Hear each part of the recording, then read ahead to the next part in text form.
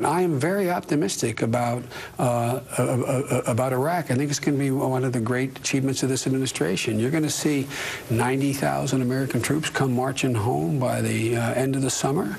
You're going to see a stable government in Iraq that is actually moving toward a representative government.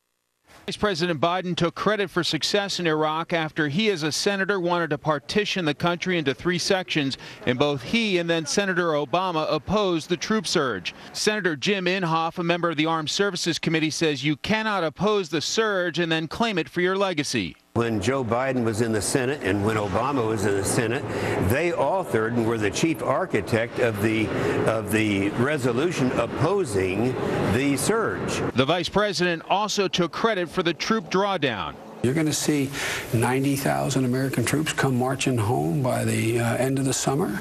You're going to see a stable government in Iraq that is actually moving toward a representative government. But the drawdown was negotiated in the status of forces agreement before the Obama administration took office. The reduction in U.S. forces that is underway right now is, in fact, important, and it's largely the continuation of the policy that President Bush had set in place when he negotiated the drawdown schedule with Prime Minister Maliki at the end of 2008. In fact, the agreement called for having U.S. troops out of Iraqi cities by June 30th of 2009 and all U.S. combat troops out by the end of 2011. The timetable for withdrawing those troops has been worked on for a long time, way preceding this administration coming into power. And that timetable really centered on success in Iraq, that success starting really after the surge that was implemented by the previous administration. At the White House, the day after the vice president's remarks, Press Secretary Robert Gibbs was asked how the administration could take credit for Iraq.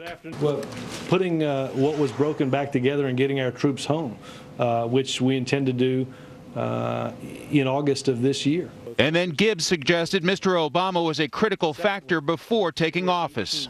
I think that the political pressure that the president, as a then candidate, helped to bring about.